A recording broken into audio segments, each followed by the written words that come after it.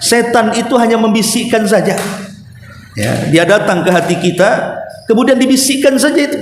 Tapi bisikan setan itu memang luar biasa. Lihat Nabi Adam alaihi salam, gara-gara dibisikkan setan, pada Allah subhanahu wa ta'ala sudah banyak memberikan nikmat di sorga itu, seolah-olah Allah katakan, ya Adam, semua yang ada di sorga itu halal makan, kecuali satu.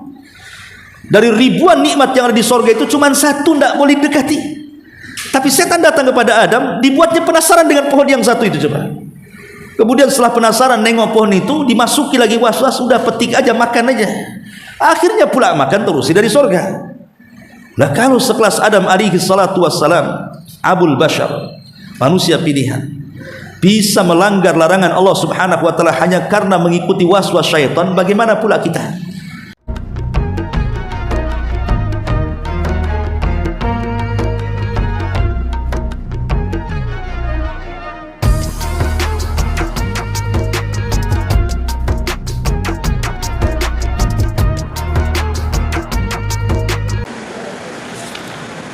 Bismillahirrahmanirrahim.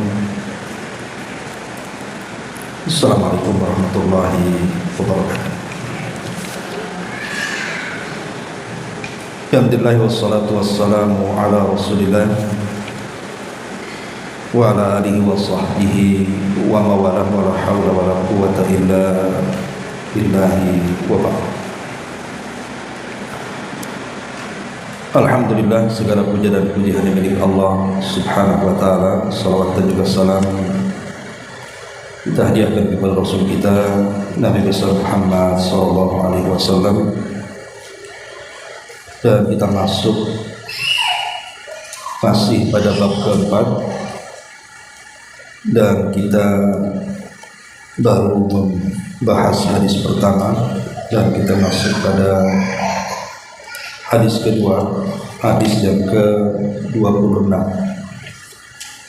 Kita baca hadisnya.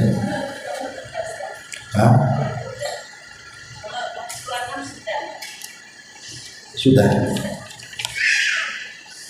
Iya, tapi belum dijelaskan. Kemarin dibaca aja.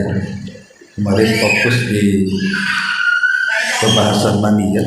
Mani, mati, dan wadi. Gak apa-apa, kita ulang.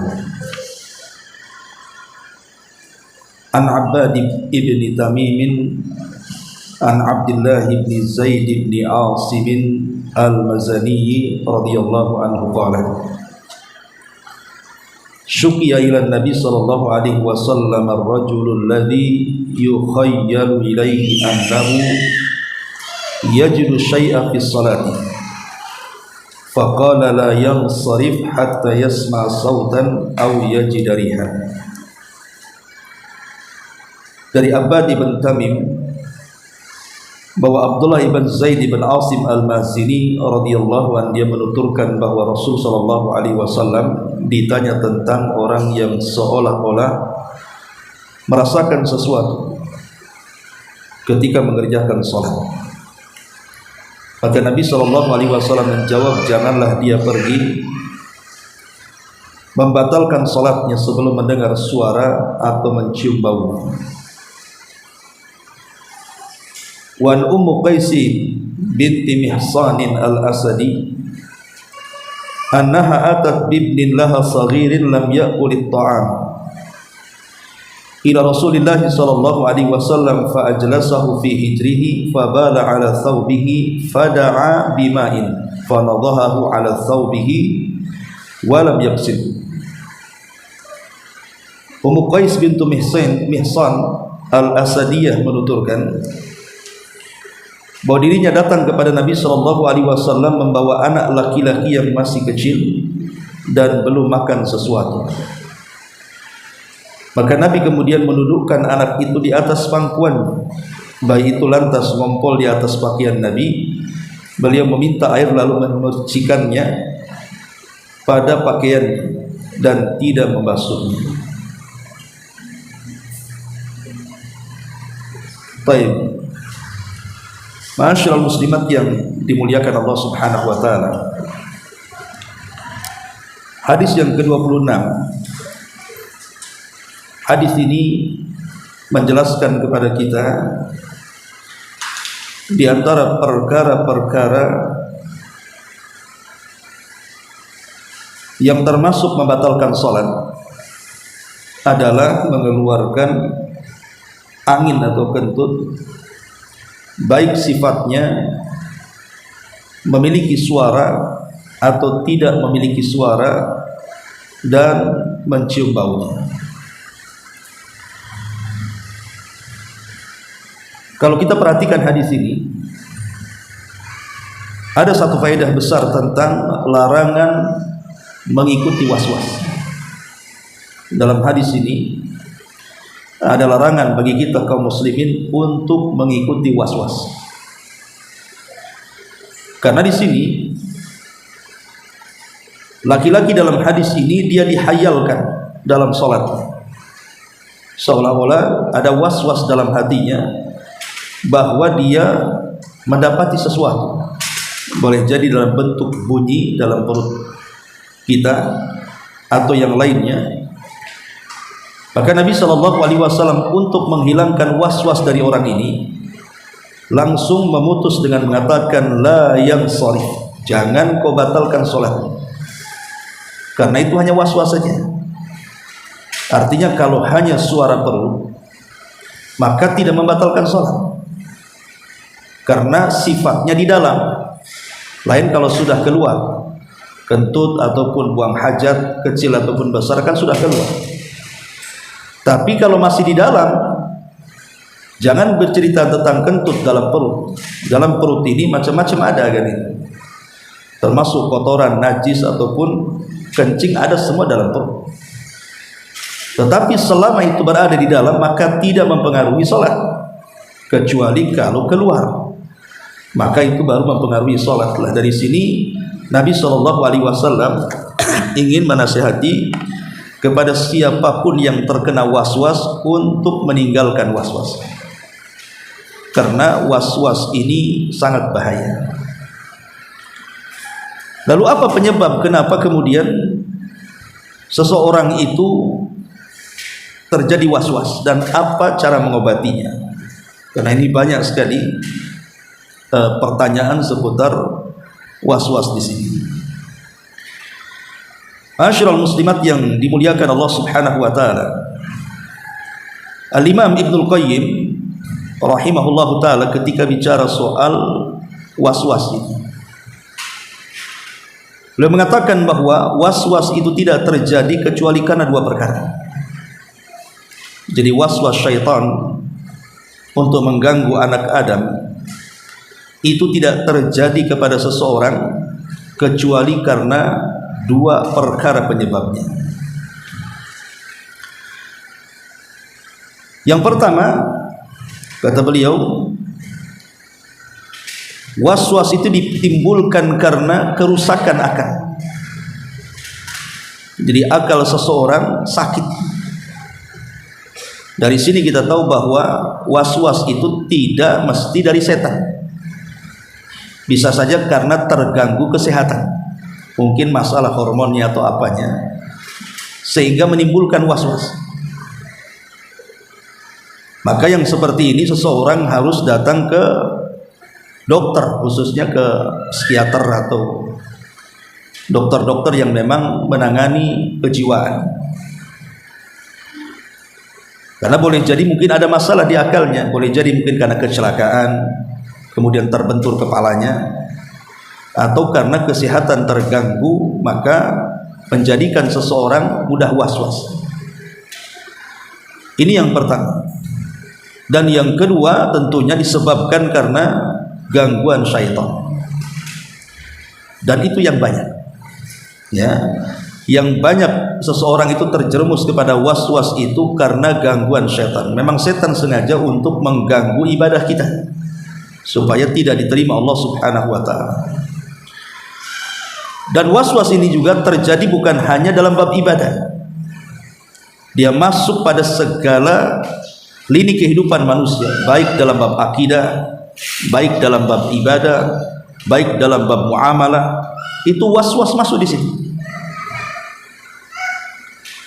Contohnya umpamanya dalam bab akidah. Contohkan para ulama was-was dalam bab akidah.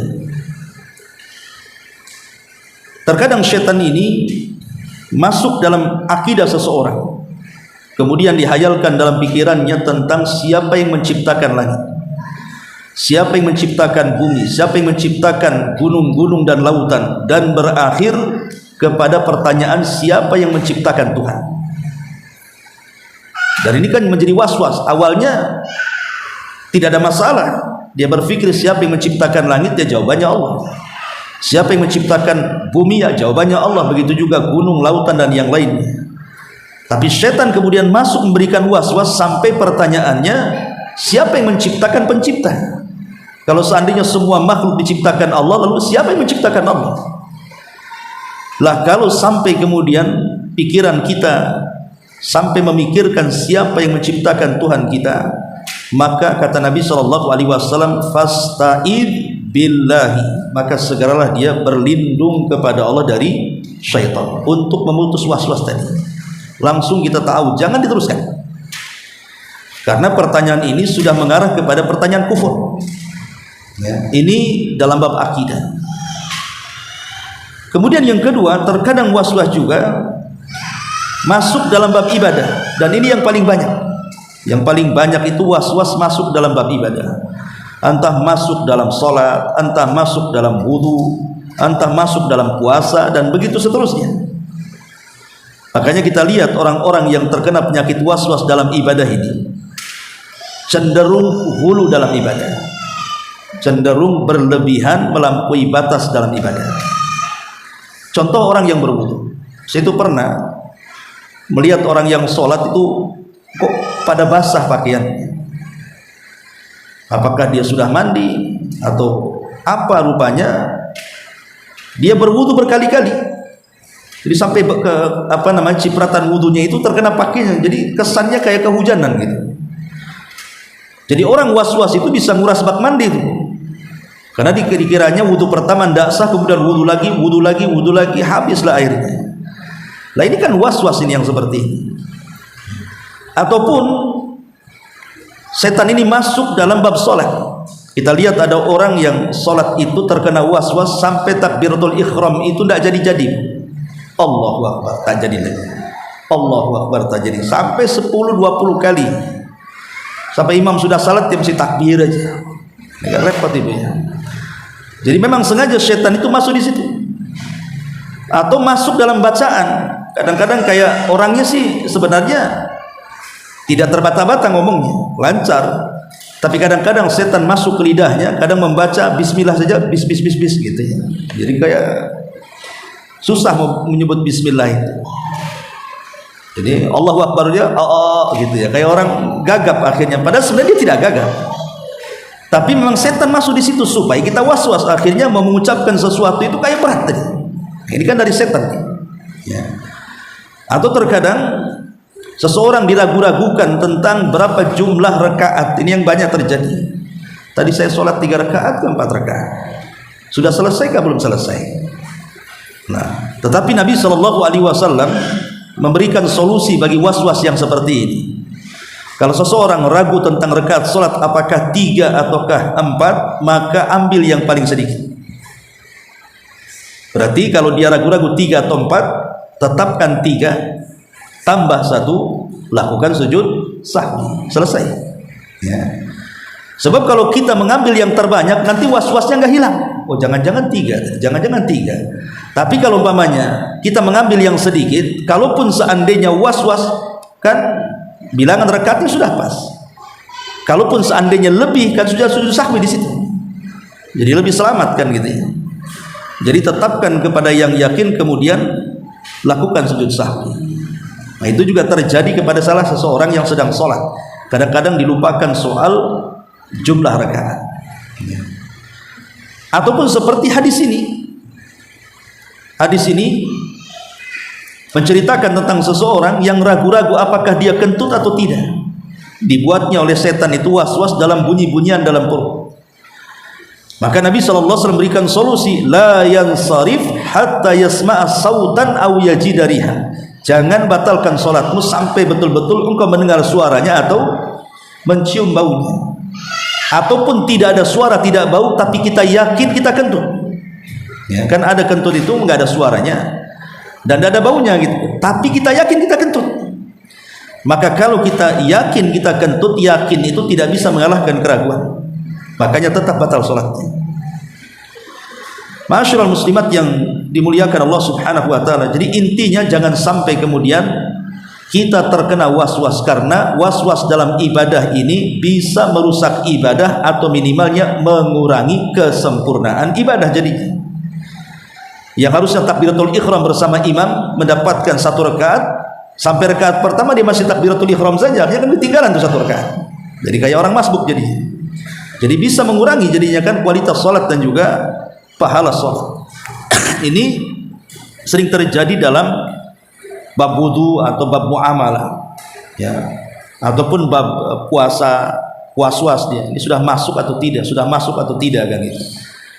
Ya, maksudnya masuk buka atau tidak? Sehingga dia nunggu gelap betul baru makan gitu ya, makan iftar.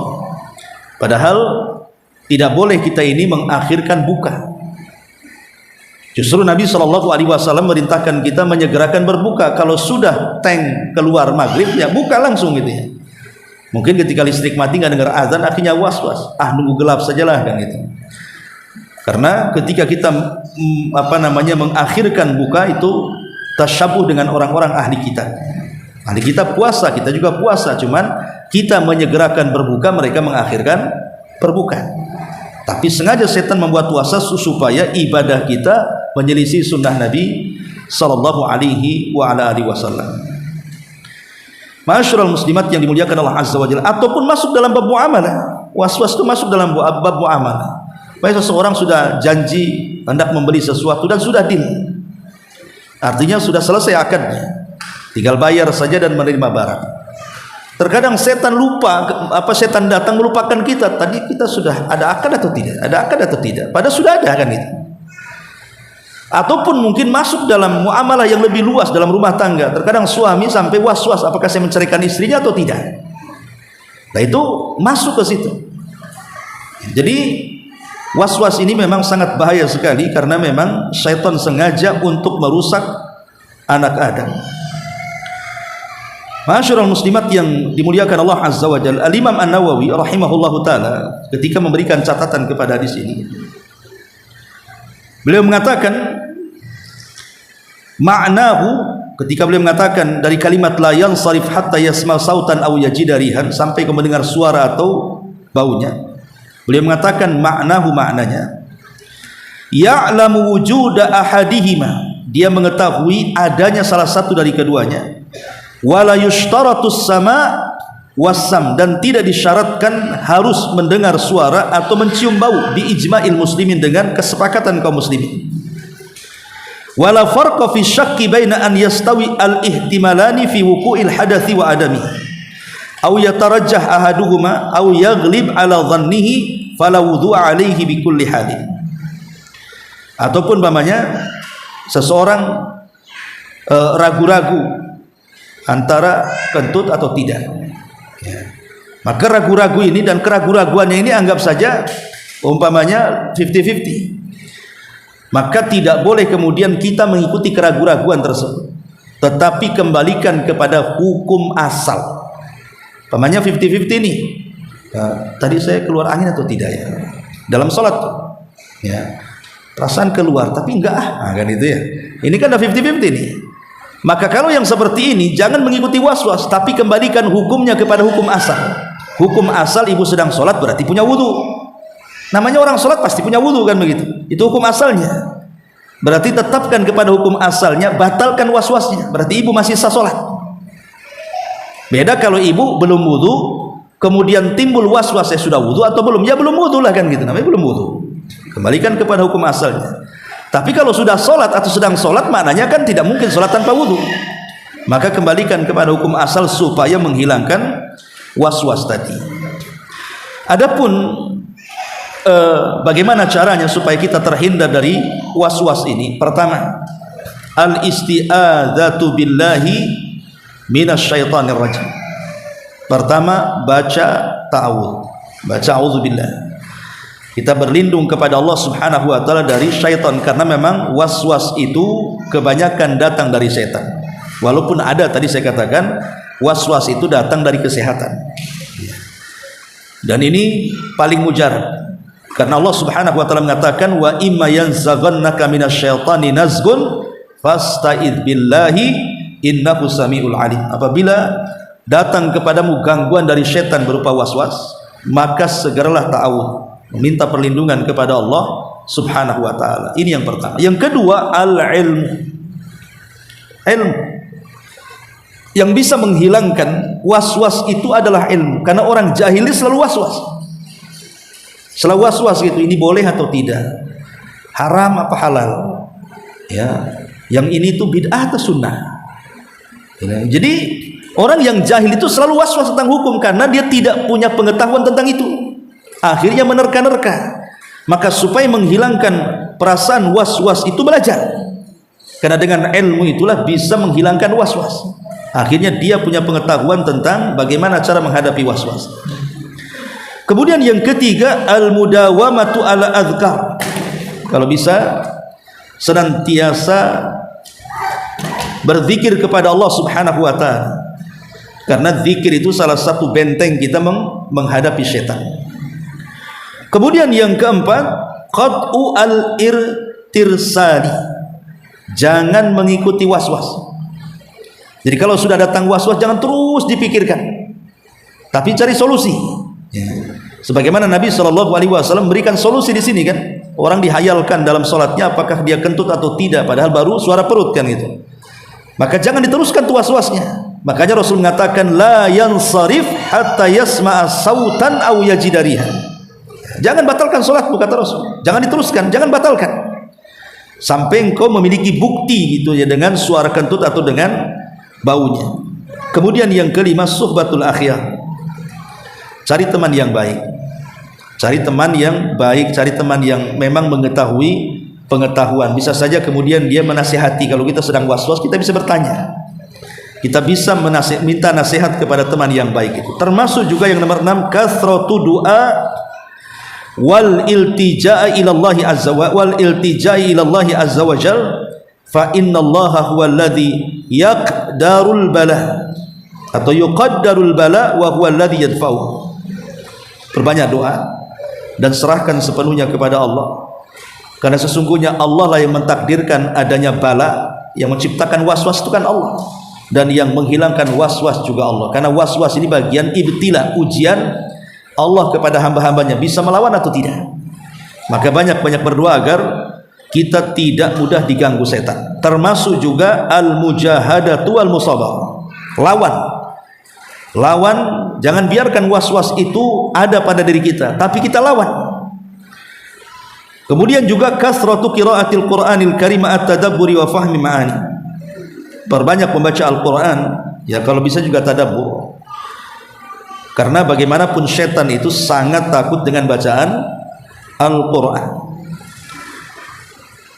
Ma'asyiral muslimin muslimat yang dimuliakan Allah Azza wa Jalla. Tetapi kalau memang was-wasnya tadi karena masalah di hormon, masalah di pikiran, ada punya penyakit kejiwaan gitu ya, maka tentu obatnya adalah datang ke dokter, datang ke psikiater, datang ke orang-orang yang ahli psikolog ya, supaya mendapatkan kesembuhan dari wasilah mereka, mungkin dengan nasihat-nasihatnya atau nanti dikasih obat dan begitu seterusnya. Maka itu diantara yang disebutkan para ulama bagaimana caranya menghadapi was-wasnya. Karena was-was ini itu bisa mengantarkan kepada kita, ya sebenarnya secara hukum begini Bu, orang yang terkena was-was memang tidak ada hukumnya, artinya tidak berdosa ya. Orang yang terkena was-was itu pena diangkat, tidak ada dosa bagi orang yang was-was. Tetapi was-was ini bisa mengantarkan kepada dosa kalau terus diikuti ya, bisa mengantarkan kepada dosa kalau diikuti. Umpamanya seorang berwudu yang harusnya 3 basuhan jadi 5 basuhan ya, yang harusnya 3 basuhan jadi 10 basuhan. Lah ketika kemudian kita menambah apa yang disunnahkan Nabi SAW, maka masuk dalam hadis Rasul, faman zada faqad asaa wa ta'adda wa zalama. Barang siapa yang menambah basuhan dalam wudu itu, maka dia telah salah wudunya, telah melampaui batas wudunya, dan telah berbuat zalim dalam wudunya. Itu karena was-was itu. Tapi kalau orang yang berilmu kan cukup kita berwudu, bukankah setiap basuhan walaupun satu kali sudah sah wudunya? Kan yang wajib satu kali, 2 dan 3 itu sunnah saja. Kalau orang punya pengetahuan, ya sudah, kalau sudah dibasuh satu kali sudah selesai kan gitu ya. Tapi orang yang was-was ini tidak, dia rasanya nambah terus. Kayaknya setan sengaja masuk, perbanyak basuhanmu nanti supaya makin sempurna, makin bersih. Itu setan memang sengaja memberikan was-was itu, seolah-olah wudu seperti itu afdol, padahal justru menyelisih sunnah. Ya, sengaja kemudian setan mendorong itu seorang untuk melakukan bid'ah dan menyelisih sunnah Nabi Sallallahu Alaihi Wasallam. Nah, ini bahaya was-was itu sampai ke situ jadinya kan, sampai kepada kekufuran, sampai kepada bid'ah, sampai kepada maksiat. Ya, dan itu senjata setan. Ya, subhanallah ya, setan itu ketika kita disesatkan itu bukan ditarik tangan kita atau didorong badan kita, tidak. Nggak ada setan itu, dan dia tidak punya kuasa untuk itu. Setan itu tidak punya kuasa mendorong badan kita supaya jatuh ke maksiat, tidak. Atau ngajak-ngajak tangan kita gitu, nyeret-nyeret, ayo kita mabok, ayo kita zina. Nggak ada setan itu seperti itu. Dan setan tidak punya kuasa untuk itu. Setan itu hanya membisikkan saja. Ya, dia datang ke hati kita, kemudian dibisikkan saja itu. Tapi bisikan setan itu memang luar biasa. Lihat Nabi Adam alaihi salam, gara-gara dibisikkan setan, pada Allah subhanahu wa ta'ala sudah banyak memberikan nikmat di sorga itu, seolah-olah Allah katakan, ya Adam, semua yang ada di sorga itu halal makan, kecuali satu. Dari ribuan nikmat yang ada di sorga itu, cuma satu tidak boleh dekati. Tapi setan datang kepada Adam, dibuatnya penasaran dengan pohon yang satu itu. Coba, kemudian setelah penasaran nengok pohon itu, dimasuki lagi was-was, sudah petik aja, makan aja. Akhirnya pula makan terus dari sorga. Nah, kalau sekelas Adam alaihi salatu wassalam, Abul Bashar, manusia pilihan, bisa melanggar larangan Allah subhanahu wa ta'ala hanya karena mengikuti was-was syaitan, bagaimana pula kita? Makanya tadi saya katakan harus banyak-banyak berzikir, ta'awud, baca Quran, dan begitu seterusnya dari solusi yang sudah saya jelaskan tadi. Ma'asyiral muslimat yang dimuliakan Allah subhanahu wa ta'ala, disebutkan dalam hadis dari Utsman ibn Abil As bahwa dia pernah mendatangi Nabi Sallallahu Alaihi Wasallam. Kemudian dia mengatakan, ya Rasulullah, inna syaitan qad hala baini wa baina salati wa qiraati. Ya Rasulullah, sesungguhnya setan telah menghalangi antara diriku dan salatku, dan antara diriku dan bacaan salatku. Yulabbisu alayya, berusaha untuk membuat talbis, keraguan-raguan. Faqala Rasulullah sallallahu alaihi wasallam, maka Rasul mengatakan, dzaka syaitanu, itulah perbuatan setan. Yuqalu lahu hinzab, yang diberi nama hinzab. Fa idza ahsastahu, kalau engkau merasakan sudah ada gangguan dari setan hinzab ini, fata'awwadz billahi minhu, segera berta'awud kepada Allah dari gangguan setan. Wadful ala yasarika thalathan, ludahkan ke arah kiri 3 kali. Kemudian kata Utsman ibn Abil As, fa fa'altu dzalik fa adhabahu Allahu anni, maka aku lakukan seperti itu, maka Allah hilangkan perasaan was-was pada hatiku. Lihat, Nabi SAW menyebutkan tentang bahaya was-was setan, sampai-sampai disuruh ta'awud kemudian meludah ke arah kiri 3 kali. Dan ini juga sebagai penguat daripada hadis Abbad ibn Tamim ibn Abdullah ibn Zaid al-Asimi al-Mazani rahimahullahu ta'ala radhiyallahu anhu. Ma'asyiral muslimat yang dimuliakan Allah subhanahu wa ta'ala, ini diantara faedah hadis ini ya. Lebihnya mungkin sudah saya jelaskan pada minggu yang lalu. Kita tekankan pada perkara was-wasnya saja, karena ini yang paling bahaya sekali. Sampai-sampai ada seorang ikhwan itu waktu saya kajian di Muhajirin, itu terkena was-was. Jadi dia selalu bertanya, Ustaz, apakah wudu saya sah? Katanya. Kenapa? Karena saya kalau kencing, dia bilang, kencing nih, kemudian sudah saya basuh, sudah saya bersihkan kemaluan saya, tapi setelah saya pakai celana terasa kayak ada, ya mungkin semacam keluar sedikit. Dan itu selalu, wahai Ustaz, katanya. Jadi akhirnya saya ragu-ragu. Ya, saya ambil wudu lagi, terkadang diulang 2 kali wudu, kemudian saya sholat, katanya. Lah yang seperti ini kan was-wasatnya kan. Ya, padahal para ulama ketika bicara seperti ini, kalau kita kencing dan kita sudah cebok, ya, kalau umpamanya di tengah jalan mungkin ada perasaan keluar sedikit, itu tidak ada masalah, dimaafkan oleh para ulama. Ya, sebab kalau seandainya perasaan itu diikuti, nanti berapa kali kita wudu tuh, nanti habis wudu gitu lagi, wudu lagi, segitu lagi, wudu lagi. Memang setan sengaja di situ. Coba perhatikan hadis Nabi SAW ketika Rasul mengatakan, apabila sandalmu kemudian terkena kotoran najis, apa kata Rasul? Cara membersihkannya cukup digosokkan ke tanah satu kali, itulah cara pembersihannya.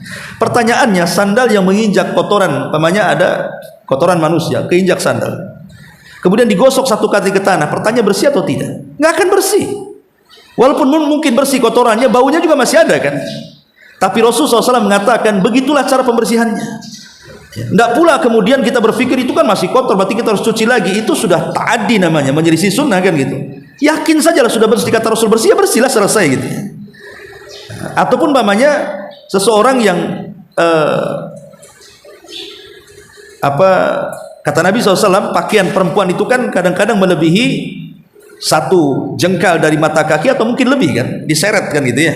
Apa kata Rasul? Kalau seandainya pakaian depannya itu terkena najis, kemudian setelah itu tersapu tanah, maka sudah dianggap bersih itu, tidak perlu dicuci lagi kan.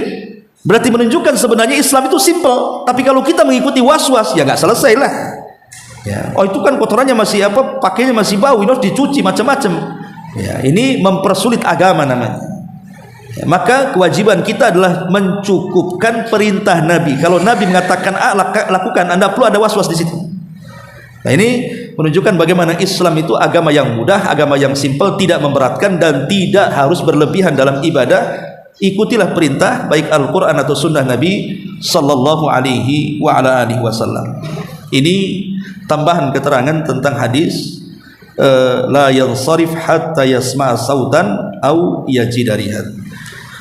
Kemudian hadis berikutnya, an Ummi Qaisin, dari Ummu Qais, dari Ummu Qais binti Mihsanin al-Asadi.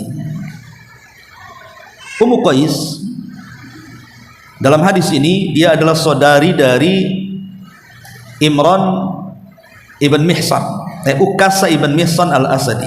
Ingat pada hadis ketika Nabi SAW bercerita tentang 70.000 orang yang masuk surga tanpa hisab dan adab. Kemudian Nabi SAW menyebutkan ciri-cirinya atau sifat-sifatnya, bukan orangnya. Kata Nabi SAW, orang yang akan masuk surga tanpa hisab dan azab dari 70.000 itu adalah, pertama orang yang tidak minta diruqyah, yang kedua orang yang tidak minta diobati dengan kai besi panas, yang ketiga orang yang tidak tatayur, dan yang keempat orang yang bertawakal kuat kepada Allah. Kemudian ada sahabat yang bernama Ukasa ibn Mihsan. Dia mengatakan, ya Rasul, doakan aku termasuk mereka, maksudnya 70.000 yang masuk surga tanpa hisab dan azab. Kata Rasul, anta minhum, engkau termasuk mereka. Tiba-tiba semua para sahabat ingin juga mengatakan, doakan juga kami wahai Rasul, doakan juga kami wahai Rasul. Tapi Rasul mengatakan apa? Sabaqakum biha Ukasa, telah mendahului kalian semua Ukasa bin Mihsan. Lah Ukasa bin Mihsan ini punya saudari namanya Ummu Qais binti Mihsan al-Asadi. Lah Ummu Qais bin Mihsan al-Asadi ini dia punya anak kecil laki-laki.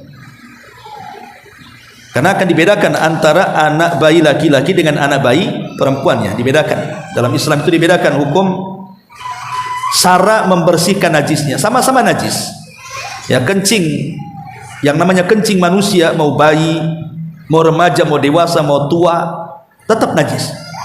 Jadi kencing manusia itu najis secara mutlak. Cuman yang menjadi khilaf itu adalah bukan hukum najisnya, tapi hukum cara membersihkan najisnya. Khusus bagi bayi yang belum makan, ya dia masih makan nasi. Tapi kalau sudah makan itu tidak ada khilaf ulama, harus dicuci. Mau laki-laki mau perempuan, kalau sudah makan wajib dicuci. Yang jadi masalah adalah bayi yang belum makan, masih minum air susu, dia belum makan apa-apa. Lah Ummu Qais ini punya bayi kecil laki-laki, dia belum makan. Dia datang kepada Nabi SAW. Biasa para sahabat itu mereka ingin meminta berkah, dengan membawa anak-anak mereka dihadapkan kepada Rasul, biar Rasul mentahnik itu mengunyahkan kurma sampai lembut, kemudian dioleskan di bibirnya ya. Kemudian setelah itu Rasul mendoakan berkah dan kebaikan, dan doa Nabi SAW mustajab. Contoh ketika Doanya Nabi SAW kepada siapa? Ibnu Abbas. Ibnu Abbas kan pernah didatangkan waktu bayi juga oleh pamannya Abbas, ya, karena Abbas itu anak dari pamannya. Ibnu Abbas anak dari pamannya Rasul, Abbas ibn Abdul Muthalib. Ketika bayi datangkan di hadapan Rasul, kemudian setelah ditahnik, Rasulullah SAW mendoakan Ibnu Abbas dengan doa apa? Allahumma alimhu fid dini, Allahumma faqihu fid din wa alimhu ta'wila. Ya Allah, cerdaskan anak ini, ya Allah buat dia menjadi pakar yang memahami Quran. Maka setelah Abdullah ibn Abbas besar, doa Rasul menjadi kenyataan kan. Akhirnya Ibnu Abbas menjadi seorang pakar Quran, bahkan dikatakan sayyidu ahli tafsir, pemimpinnya ahli tafsir, berkat doa Nabi SAW dan usaha dia tentunya. Karena doa tanpa usaha juga percuma, ya. Lah makanya kemudian di sini Ummu Qais ini dia membawa putra kecilnya itu menghadap Nabi supaya Rasul mentahni kemudian mendoakan. Maka setelah kemudian di pangkuan Nabi, anak bayi laki-laki itu, anak Ummu Qais bintu Mihsan al-Asadiyah ini, ya namanya anak-anak kan, tiba-tiba dia kencing. Ya kalau di zaman sekarang kan sudah ada antisipasi, ada pampers kan, di zaman Nabi belum ada pampers kan itu ya. Sehingga tiba-tiba kemudian dia ngompol, lah kenalah ke kain Nabi. Karena memang ada di pangkuan Nabi. Tapi Nabi SAW tidak mencuci pakaiannya. Dengan cara apa? Rasul hanya memintakan air dalam bejana, kemudian setelah didatangkan di hadapan Rasul, Rasul hanya memasukkan tangannya di air itu, kemudian diperciki saja. Jadi bekas kencingnya diperciki gini aja, ambil air. Lah dengan cukup memerciki itu sudah anggap bersih tuh pakaiannya. Padahal kalau diperciki apakah kemudian hilang apanya? Air kencingnya kan nggak hilang kan gitu, tetap dalam kain kan. Tapi ketika begitulah cara pembersihannya sudah dianggap suci kan. Ini juga memotong adanya was-was nih. Tetapi sekali lagi tentu beda kencing anak laki-laki dengan kencing anak perempuan, karena kalau kencing anak perempuan itu ada hukum tersendiri. Nabi SAW memerintahkan untuk mensucikannya dengan cara mencucinya, sama dengan kencing orang besar. Tapi khusus bayi laki-laki, ya maka bayi laki-laki tidak harus dicuci. Ya kalau dicuci nggak apa-apa, lebih baik lagi. Tapi kalaupun diperciki itu sudah cukup. Contoh umpamanya di kasur lah. Ya, kan biasanya anak-anak mungkin pampasnya itu bocor gitu, tidak tahu kan, tipis pampasnya bocor atau kepenuhan pampasnya, akhirnya bocor sedikit, nampaklah itu basah di situ. Maka lihat, kalau anak laki-laki tidak perlu sulit, ambil air, kalau dia belum makan cukup diperciki di atasnya gitu saja, ya, itu sudah cukup itu. Tapi kalau anak perempuan tidak bisa, anak perempuan najis, harus spraynya dicuci, dan kasurnya kalau sampai nembus ya dicuci juga ya. Ya, karena beda kalau anak laki-laki dan perempuan. Apa hikmahnya? Wallahu alam. Walaupun banyak ulama juga yang mencari-cari hikmahnya, katanya kencingnya anak perempuan itu lebih bau kan itu. Ya enggak tahu juga kan. Mungkin ibunya makan pete, enggak tahu juga. Mungkin anak laki-laki tidak terlalu bau, anak perempuan itu terlalu kental, anak laki-laki encer. Wallahu alam, ada juga, tetapi kita tidak mencari-cari hikmahnya lah. Yang jelas ketika Nabi SAW membedakan kencing anak laki-laki yang belum makan dengan kencing anak perempuan yang belum makan, cara membersihkannya sudah kita katakan sami'na wa ata'na. Tidak perlu ada was-was di sini. Ya cukup diperciki sudahlah kan itu. Nah ini juga dikuatkan oleh hadis Aisyah, hadis berikutnya di sini. An Aisyah ta ummul mukminin radhiyallahu anha, anna Nabiy sallallahu alaihi wasallam utiya bisabiyyin fabala ala thawbihi. Fada bima'in fa'atbahu iya wa li muslimin fa'atbahu baulahu walam yaghsilhu. Kata Aisyah ummul mukminin radhiyallahu anha mengatakan bahwa ada bayi laki-laki yang dibawa ke hadapan Rasul. Bayi itu lantas ngompol di atas pakaian beliau. Lalu beliau meminta air dan memerciki air tersebut pada kencing yang mengenai bajunya, dan Rasul dalam riwayat tidak mencucinya. Ya, cukup memercikinya dan tidak mencucinya. Nah ini diantara faedah dua hadis ini. Wallahu alam, sekira cukup dua hadis saja. Tapi sebelum saya tutup, kita buka tanya jawab, silakan.